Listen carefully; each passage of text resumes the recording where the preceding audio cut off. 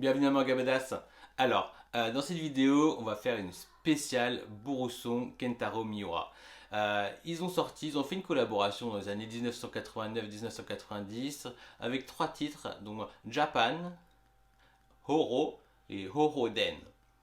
Donc, on va d'abord s'attarder sur Japan. Ça devait être la grosse tendance de l'époque, c'était de voyager d'un monde à l'autre en mode isekai. Donc vous allez retrouver ça dans les trois titres, que ce soit Japan, Horo ou Horoden. Donc dans Japan, on a un Yakuza qui nous rappelle étrangement un petit peu un sosie de Nostophérus Zod, pour ceux qui ont lu Berserk. Donc c'est assez marrant, on a l'impression de voir des traits un peu grossiers, un peu plus ratatinés, vraiment les débuts de Berserk. Donc voilà, donc on suit un Yakuza, comme je vous l'ai décrit, avec un autre petit Yakuza et d'autres personnages secondaires, et qui vont atterrir dans un monde apocalyptique à la Mad Max, donc rien d'original quand ça concerne l'auteur de Hokuto no Ken. D'où le titre du manga, c'est très patriotique, Japan, voire nationaliste. Le manga en soi est très inégal, on voit que c'est quand même de sacrer les débuts. Malgré la touche graphique de Kentaro Miura, bah, ça a pris un sacré coup de vieux et c'est aussi peut-être à cause de la narration qui est trop rapide, trop expéditif. Enfin, il y a quelque chose qui cloche. Alors, est-ce que c'est le format du one-shot qui fait ça? On a une espèce de condensé désarticulé. Après, ce qui est intéressant, c'est ça, c'est qu'on a l'impression de lire une œuvre de jeunesse. Donc, on revoit, on ressent, on reconnaît la touche narrative, enfin l'histoire à la Bourreson, et on reconnaît également la touche graphique de Kentaro Miura. Et donc, voilà, il y a plein de petits ingrédients. Je peux faire une spéciale dédicace à Toki, par exemple. Il y a son sosie, encore une fois. Voilà, c'est trait pour trait le même personnage que Toki dans Japan. Donc moi je vous le dis honnêtement, c'est quelque chose qu'on peut très aisément se passer. C'est vraiment pour la grosse fanbase, que ce soit de Boruson mais surtout de Kentaro Miura. Voilà, franchement, on peut s'en passer. C'est un gros bof. Voilà.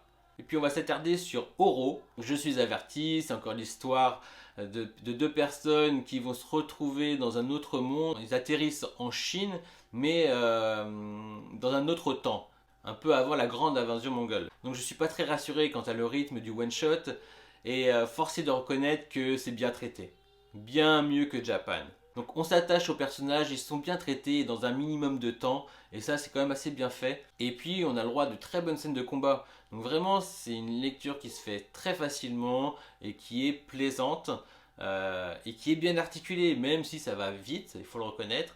Mais voilà, c'est très bien fait. Pour moi, c'est une très bonne surprise. Bon, on peut toujours sentir une petite touche de nationalisme, mais cette fois-ci, elle est beaucoup plus subtile et ils utilisent très bien en fait la grande invasion mongole, voilà, par rapport au Japon et donc à travers la Chine pour ensuite arriver jusqu'au Japon. Donc c'est assez subtil cette fois-ci. C'est moins caricatural, c'est moins niais que ce qu'on pouvait avoir dans le Japon. Donc on voit une grosse évolution par rapport à ces deux œuvres-là, et ça c'est déjà une sacrée bonne chose. Par contre, ça c'est une œuvre que je peux fortement conseiller donc aux amoureux de Bourreson, mais surtout de Kentaro Miura. Donc je vais m'attarder que très brièvement sur Oroden. C'est une très bonne suite, dans la même continuité que le premier tome. D'autant plus que c'est assez sympa parce qu'il y a une relation entre deux personnages qui me rappellent fortement Piccolo et Gohan. Voilà, dans l'initiation de Gohan. Voilà, donc je vais m'arrêter là. Donc, je peux vous conseiller fortement Oro et Oroden. Japan, vous pouvez le mettre de côté, même s'il y a quand même des petites phases assez intéressantes, des petites planches sympas. Pour le dessin, je peux vous conseiller Japan.